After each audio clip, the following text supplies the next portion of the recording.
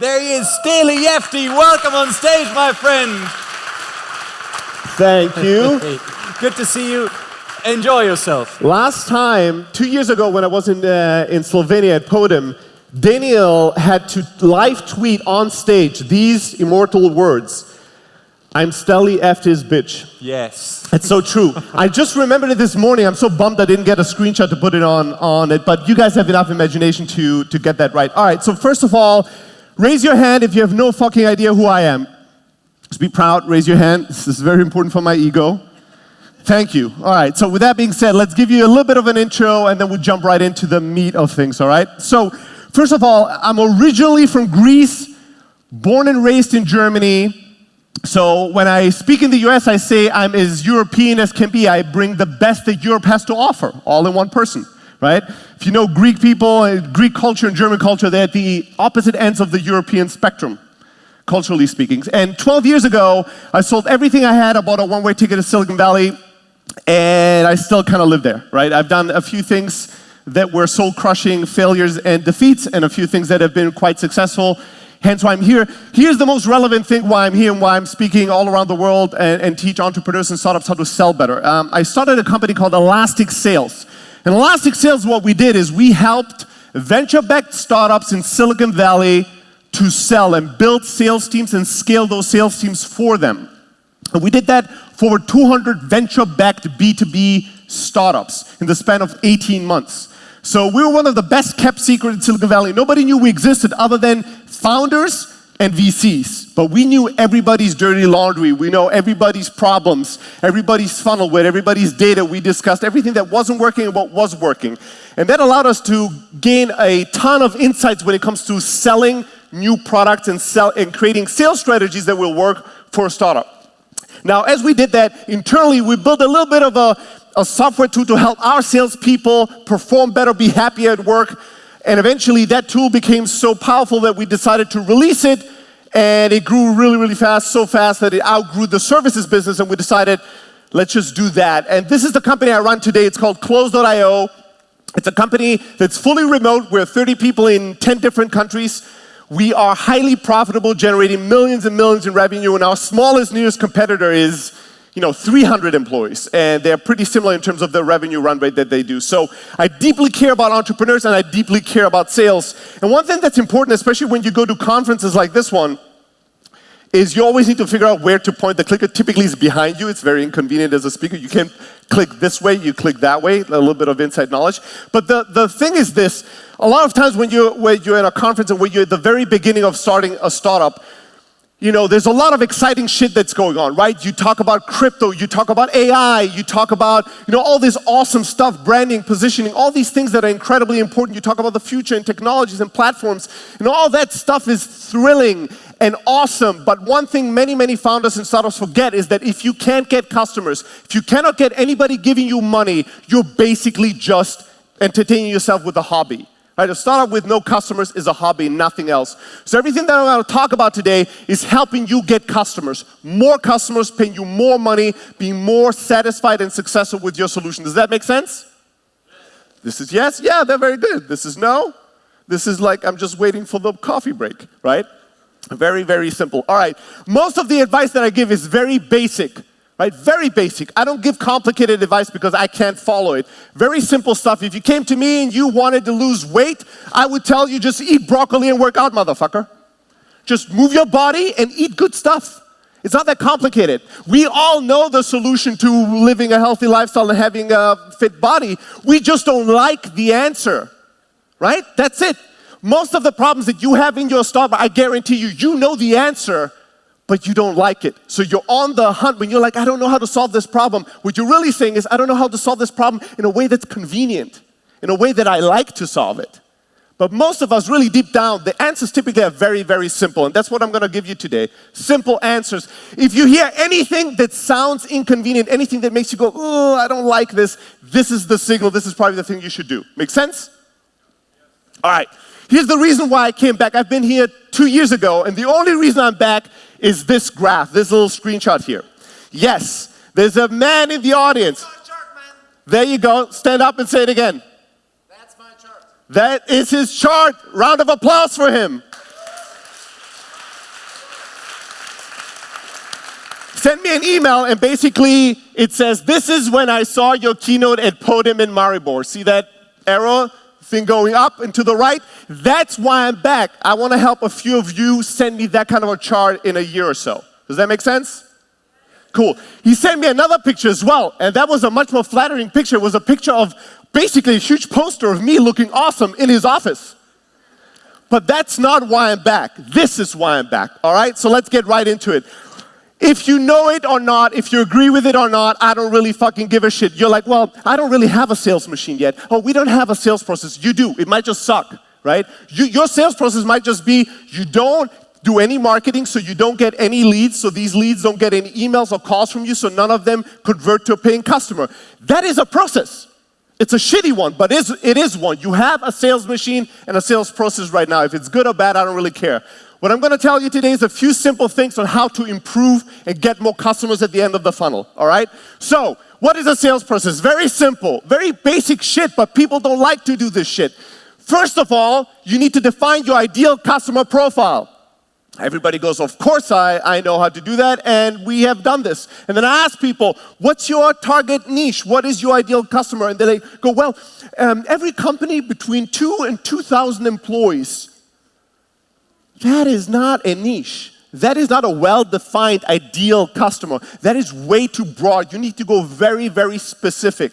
The more specific you go, the higher the chances that you're going to be able to understand that customer better, reach that customer better, sell to the customer better, and succeed.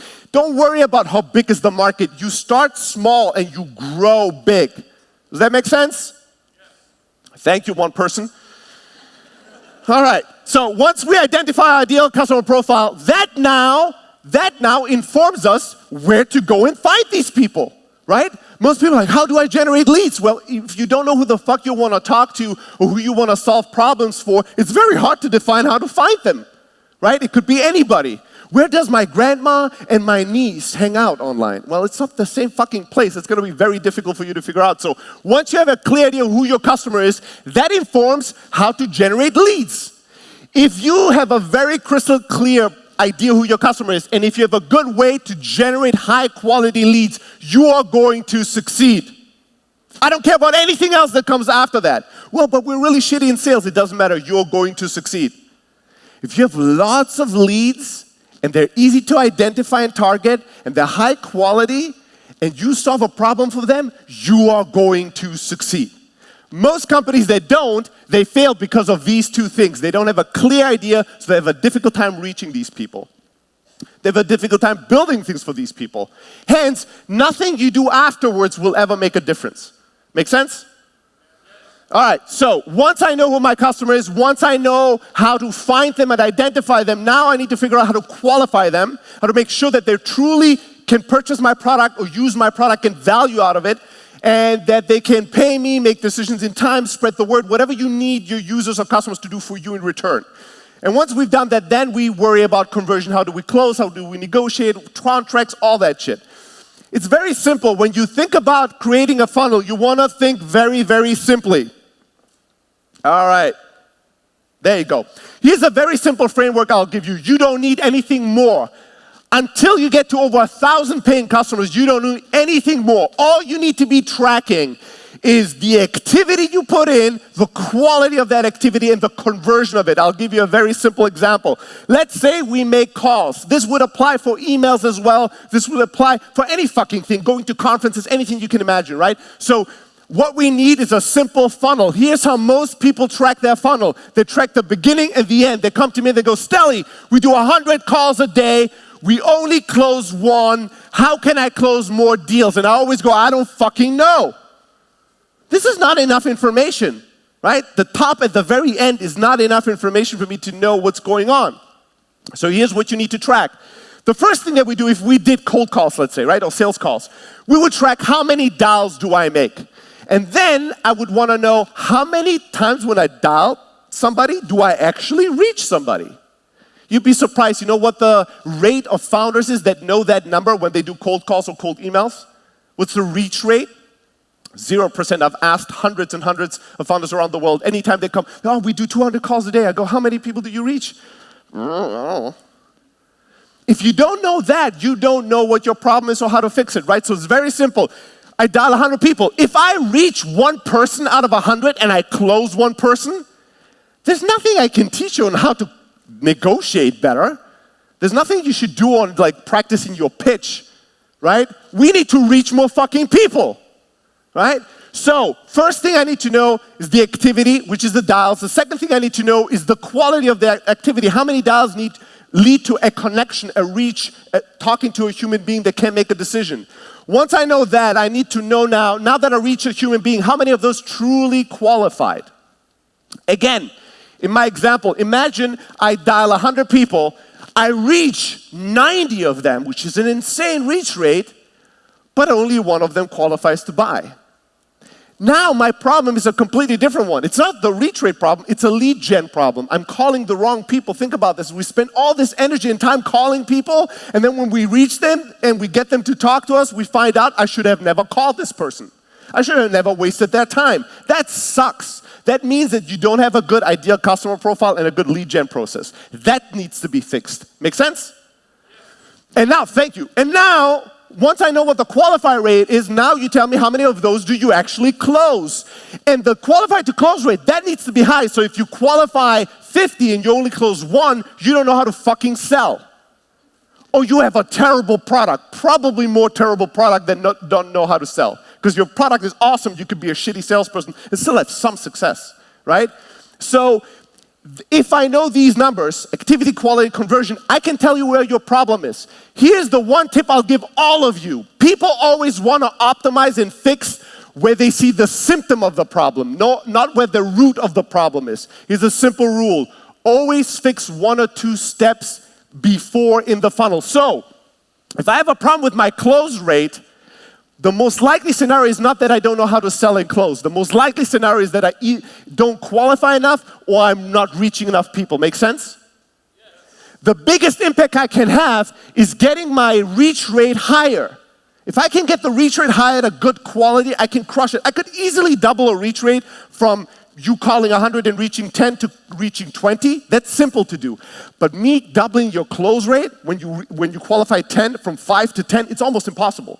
I can't teach you how to close everybody, right? So you always want to optimize at the beginning of the funnel. The next thing you want to do is you want to learn while you're selling and you're interacting with customers. This seems obvious, but nobody does it. Just like fucking eating broccoli, right? I get it, but I don't want to do it, right? I get every day 50 emails. People tell me, Steli, here's the emails that I sent to customers. Why do they open? Why do they not open? Why do they respond? How do I improve my email? That is a good question to ask an expert like me, but even better, it's a question to ask your fucking customers. When you send an email and somebody responds and you set up a call with them, here's an idea. Ask them, hey, before we start the conversation, what made you respond to my email? Why did you agree to set up a demo? Learn from your customers what made your email stand out in a positive way. Or if you send a bunch of emails and nobody opens them, call a few of these people, but don't call them to sell. Call and tell them, hey, I sent you an email, you didn't give a shit, and I'm the founder of the company, I just need 1 minute in your gracious time, honest feedback. Did you ever see it? Did you see it and decided shit? Why did you open it and you deleted it?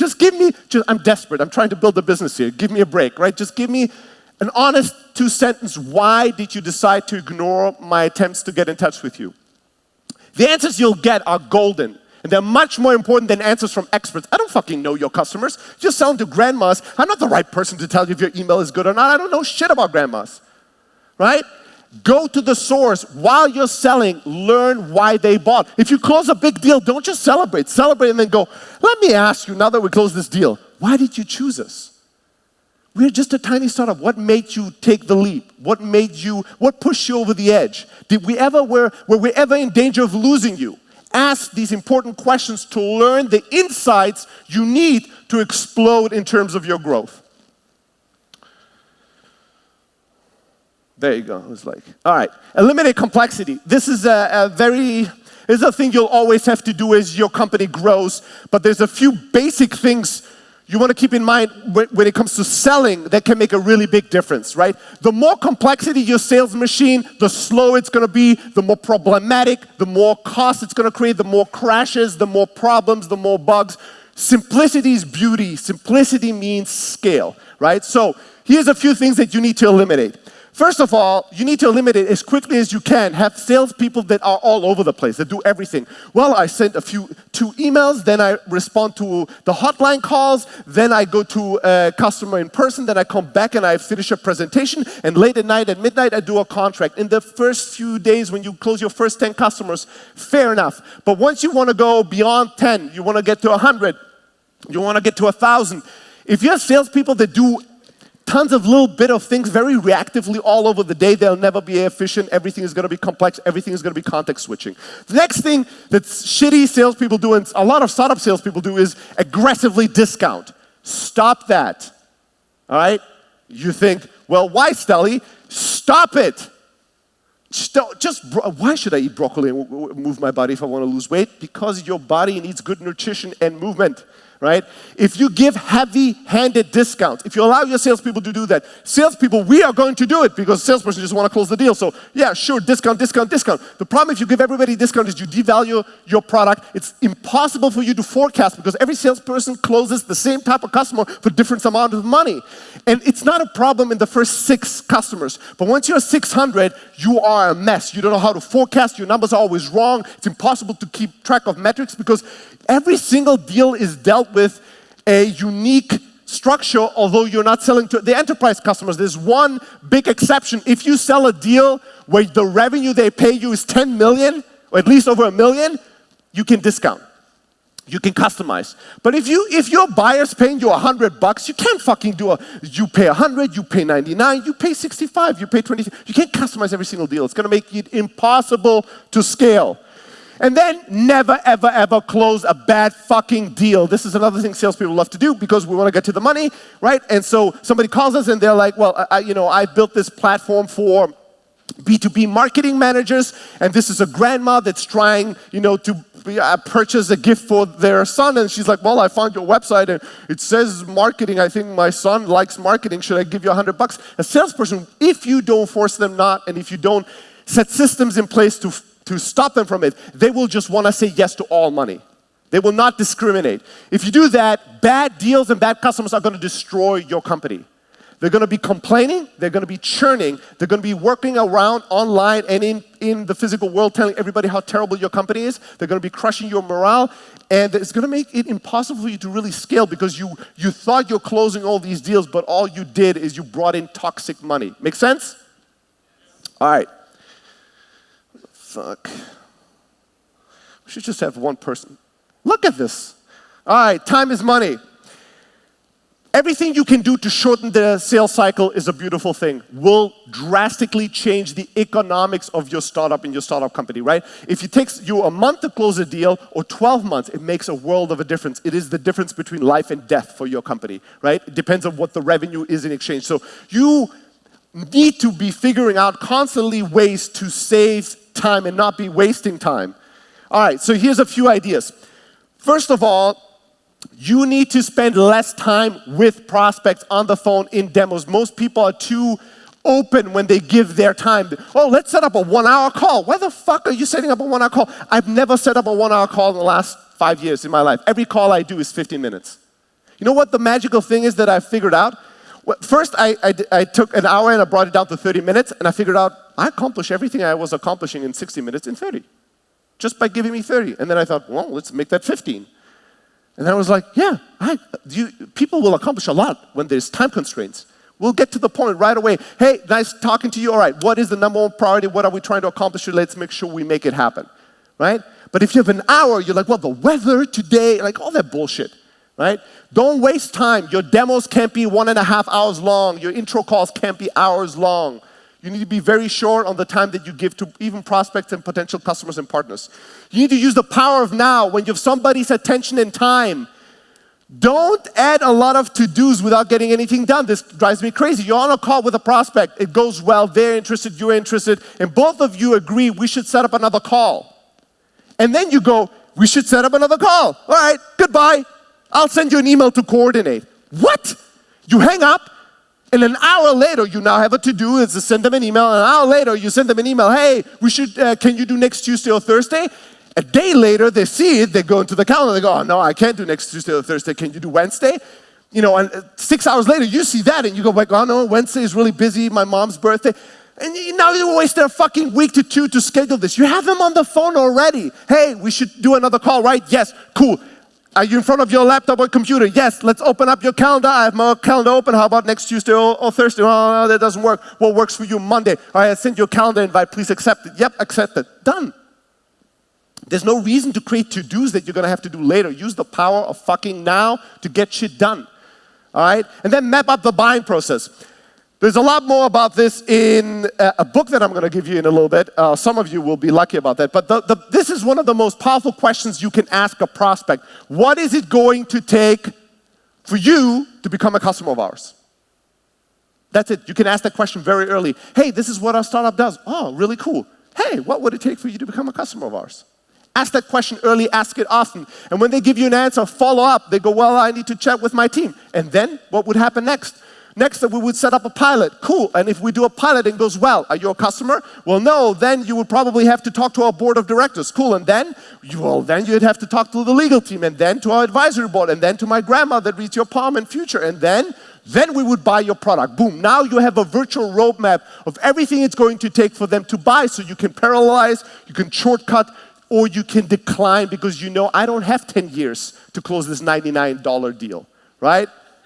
All right, so these are the 5 ways. Design a simple funnel, improve the top of the funnel first, create learning loops, eliminate complexity, and always shorten the sales cycle. I've written 9 books about sales. I've written countless email templates, pitch templates. You can get all of this in a beautiful, simple link digitally. All you have to do is send me an email that says, bundle motherfucker, to Steli@close.io. And a few of you, I think about 100 of you. So there's going to be one thing happening now. There's going to be a coffee break, but some of you, I think under their seats, might have a free physical book from me. I'm going to be hanging out here. Everybody that has that can come. I'll sign it. I'll give it to you. We'll hug out. If you have questions, I'll answer them in person. Thank you very much.